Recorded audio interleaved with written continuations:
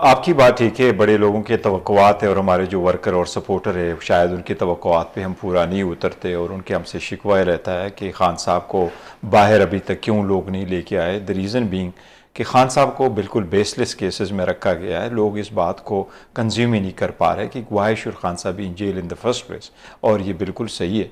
लेकिन जहाँ तक तहरीक चलाने का ताल्लुक है तो देखो, खान साहब के लिए और खान साहब ने अपने रिहाई का जब जब कोई जिक्र किया है तो हमने तहरीकें सारी चलाई है, सारी असीरान की रिहाई के लिए और खान साहब की रिहाई के लिए। उसमें हमने रैलीज भी की हैं, जलसे भी किए, जुलूस भी किए, धरने भी की भी कोशिश की है, इस्लामाबाद भी आए, 26 नवंबर का भी वकूआ हुआ, तो हर किस्म की हमने कोशिश की है। अब आगे जो पोस्ट ईद हम जा रहे हैं, हम कोशिश कर रहे हैं कि इस मरतबा सारे जो पॉलिटिकल पार्टीज़ अपोजिशन में, पाकिस्तान में 175 पॉलिटिकल पार्टीज़ है, उसमें से सिर्फ 14 ऐसी पॉलिटिकल पार्टीज़ है जो पार्लियामेंट में हैं, 8 उन पॉलिटिकल पार्टीज़ में से गवर्नमेंट में हैं, बाकी अपोजिशन में हैं।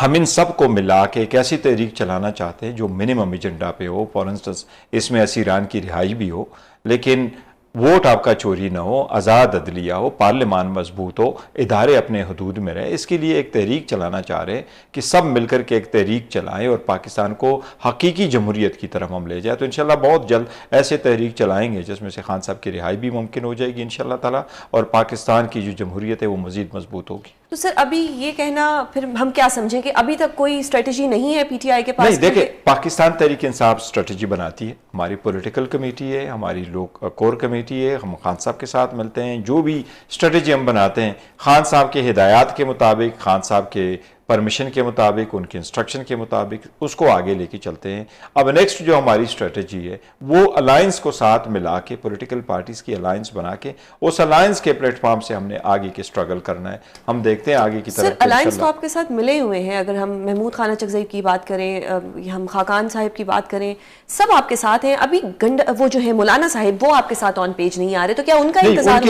उनके लिए नहीं, दो चीजें अलग अलग है। जहां तक अलायंस का ताल्लुक है, मौलाना साहब को हम ऑन बोर्ड लेना चाहते हैं। मौलाना साहब सबसे बड़ी पॉलिटिकल पार्टी है, मजहबी पार्टी है, और उनकी हुकूमत भी रही केपी में, और एक बड़े ज़ीरक सियासतदान है, इन मैटर्स को अच्छी तरह से जानते भी है। और हम चाहते हैं कि सारी पॉलिटिकल डिफरेंसेस ख़त्म हो और हम जो चीज़ें हम कंसिडर करना चाहते हैं उसके बगैर जमहूरियत चल नहीं सकती। फॉर इंस्टेंस, इन्फोर्स डिसअपियरेंसेस ना हो, आपका वोट कभी चोरी ना हो, आदलिया हमेशा के लिए आज़ाद हो, इदारे मजबूत हो, अपने हदूदों में रहे।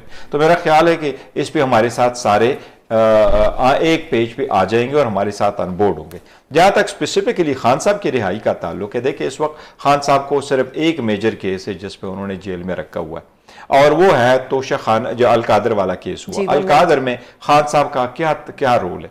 वो बेनिफिशरी नहीं है, उन्होंने पैसे लिए नहीं है, बल्कि करप्शन और करप्ट प्रैक्टिसेस पे खान साहब पे ये इल्ज़ाम ही नहीं है कि उन्होंने ये पैसे लिए और करप्ट प्रैक्टिस है, कमीशन लिए, पैसे लिए। इल्ज़ाम फ़कत ये था कि मिसयूज़ ऑफ अथॉरिटी है। उसमें तो बुशरा बीबी को क्यों जेल में रखा गया है, वो फ़कत इसलिए कि खान साहब पे प्रेशर डाले, वरना उसका तो दूर दूर तक उसके साथ ताल्लुक ही कोई नहीं है। एंड बीइंग अ ट्रस्टी, आप ओनर नहीं बनते, आप प्रॉपर्टी नहीं लेते, आप कभी इसके ओनर नहीं बनेंगे, आप कभी इसका बेनिफिट नहीं लेंगे।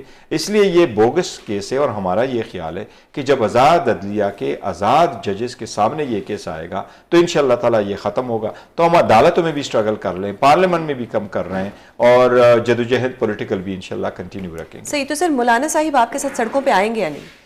देखिए, सड़कों पे आना ना आना ये फैसला अभी अलायंस करेगी। अच्छा। अलायंस जब हमारा बनेगा तो ऑब्वियसली मौलाना साहब एक पॉलिटिकल वर्कर है, उन्होंने पहले भी तहरीकें चलाई हैं, वो सड़कों पे खुद आए हैं, उन्होंने धरने भी दिए, उन्होंने एहतजाज भी किए, उन्होंने लॉन्ग मार्च भी किए। पाकिस्तान तहरीक इंसाफ ने भी धरने दिए, लॉन्ग मार्च किए, एहतजाज किए, रैली निकाली है, सब कुछ हम करते रहे। देखिए, गुज़श्ता ऑलमोस्ट 2 साल से पाकिस्तान तहरीक इंसाफ एक बहुत सख्त वक्त से गुजर रही है। जिस तरीके से सारी पॉलिटिकल 175 पॉलिटिकल पार्टी में जिस तरीके से पीटीआई को आइसोलेट किया गया, और उसकी तरीके से आज तक, फॉर इंस्टेंस हमारा साल से ज्यादा हो गया, हमारे इलेक्शन हुए हैं, हमें आज तक अपना सर्टिफिकेट नहीं हुआ। पीपल्स पार्टी को मिल जाता है, एनपी को मिल जाता है, पीएमएलएन को मिल जाता है, इवन जेयूआई को मिल जाता है, पर हमें अभी तक नहीं मिलता। तो इसलिए पाकिस्तान तहरीक इंसाफ को तो हर सूरत से आइसोलेट किया गया। खान साहब जेल के अंदर है, उनके सपोर्ट और वोट बेस बहुत ज्यादा है। कोशिश हमारी ये है कि सिस्टम के रहते हुए हम कोई रिलीफ ले सके, और हर तरह से हमने कोशिश की, मुज़ाकरात की भी तरह चले गए। फॉर इंस्टेंस, खान साहब ने पहले ऐलान किया बात होनी चाहिए, फिर महमूद खान चकज़ई के ज़रिए से किया कि पॉलिटिकल पार्टी से बात भी होनी चाहिए।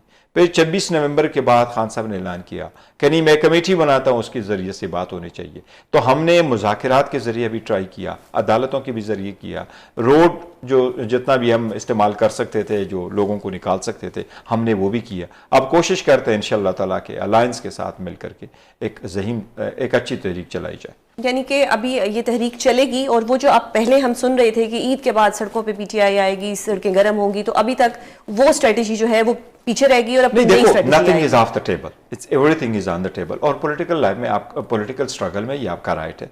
स्ट्रीटों पे आना हम पहले भी गलत समझते हैं कि जिन पे गोली चलाई गई, जिन लोगों को मारा गया, जिनको रोका गया, शेलिंग कराई गई, किसी दुनिया में होता है कि आप इनोसेंट लोग पे, फैमिलीज पे, बच्चों पे, आम लोगों पे, निहत्ते लोगों पे आप गोली भी चलाए, आप शेलिंग भी करें, आप उनको रोके भी। जमहूरियत की हुस्न यही है कि आप जो जो कर सकते हैं आप कर लें।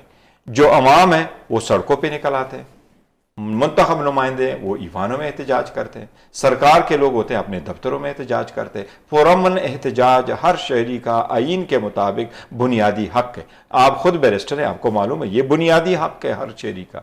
तो हमारा भी एक बुनियादी हक है। इल्जाम है कि आप पुरअमन नहीं रहते। नहीं, देखो हमने कभी खान साहब ने 27 साल ये पार्टी इंसाफ के नाम ये पार्टी बनी। खान साहब को आज भी इंसाफ नहीं मिल रहा। हमने कौन सी चीज अपने लिए मांगा है? हमने कहा आजाद अदलिया हो। हमने ये नहीं कहा कि बेंच बनाओ और उसमें फलां फलां जजेस ना हो। हमने कहा आज़ाद अदलिया हो और आज़ाद अदलिया के लिए कोशिश की। कौन सा खान साहब ने ये कहा, अंदर रखकर ये कहा कि जब भी मुझे खदशा हुआ है कि मेरे वर्कर सपोर्टर, मेरी रैली के लोग मुश्तइल हो सकते हैं, मैंने रैली कॉल अप की है। जब ये खदशा हुआ कि मेरी रैली पे तशद्दुद हो सकता है, मैंने कॉल अप किया। हमें जब कहा गया 22 अगस्त का कि जलसा न करे, ये हो सकता है, खान साहब ने उसको कॉल अप कराया। लेकिन 8 सितंबर को जलसा कर रहे हैं, फिर भी इजाज़त नहीं, सारे रास्ते बंद हैं। तो हम जलसा कर रहे हैं। पाकिस्तान तहरीक इंसाफ वाहिद पॉलिटिकल पार्टी है जिसके हर रैली में, जलसे में आपने देखा है वहाँ औरतें, बच्चे, फैमिलीज, छोटे बड़े, कारोबारी, हर किस्म के लोग आए हुए थे। माजूर वो पूरे एक रेल होता है हमारा, वो सारे लोग आते होते। आपने देखा किसी एक के साथ भी आपने नहीं देखा होगा वो कब मुश्तइल होते हैं, कब उन्होंने गोली चलाई, कब उन्होंने लोगों पे फायरिंग की। तो फैमिली लोग हैं सबसे ज्यादा। कब ने तो कभी एक गमला नहीं तोड़ा। तो लेकिन जो आप लोगों के ऊपर FIR होती हैं उससे तो आप लोग बहुत बड़े दहशतगर्द लगते हैं। और ये देखें, ये एक सिस्टम का, बिल्कुल एक सिस्टम की मैं समझता हूँ फेलियर है, सबसे बड़ा फेलियर है। और हमने अपने जो पुलिस फोर्स है उसको भी बड़ा ख़राब किया है कि आपने उसको इतना पोलिटिसाइज किया है। वो एक तोते की तरह उनको रटा पढ़ाया जाता है और वो सले आ जाते हैं कि आज ये लोग यहाँ मौजूद थे और दिन दहाड़े टीवी के कैमरे लगे होंगे वहां के, और वो कहेंगे जी अब आपको लेके चलते हैं, यहाँ FIR रजिस्टर करते हैं, फलाने गोली चलाई, फलाने ये किया, सब कुछ झूठ। तो ऐसे झूठ पे मबनी सिस्टम कैसे चलेगा? सही सर। अब पार्टी के इंटरनल मामलात की अगर मैं बात करूं तो गंडापुर साहिब का तोपों का रुख एक तरफ मौलाना साहिब की तरफ था। अब हमने देखा कि वो अपनी ही पार्टी के लोगों को क्रिटिसाइज कर रहे हैं, जिसमें शहराम तरक़ई, असद कैसर और आतिफ खान पर उन्होंने कुछ रिसेंटली इल्जाम जो है वो आयद किए हैं। क्या बात कहेंगे आप? पाकिस्तान तहरीक इंसाफ के जो इंटरनल मामलात पे इस पे मैटर अब कंसर्न हमारे सबके लिए हैं। और जब इंटरनल मामलातों में तो हमेशा इस बात का कहता हूँ कि आप इंटरनल जो मामलात है वो इंटरनल ही रखें और पार्टी के प्लेटफॉर्म पे बात करें, आउटसाइड कोई ना करे। टीवी पे बात जहां तक अली अमीन साहब का ताल्लुक है तो उन्होंने पार्टी के लिए, KPK के लिए बहुत बड़ा अच्छा रोल प्ले किया और बेहतरीन कारकर्दगी दिखाई है, हर वक्त दिखाई है। As a political Wahid chief minister है KP का आज तक जिसने अपने पार्टी के डेफिसिट को सरप्लस में बदला है, और इसके पास वाहिद पार्टी जो इस वक्त 200 बिलियन के सरप्लस के साथ है। कोई ऐसी प्रोविंस इस वक्त नहीं है जिसके पास ये हो, तो बड़ा अच्छा काम करते हैं।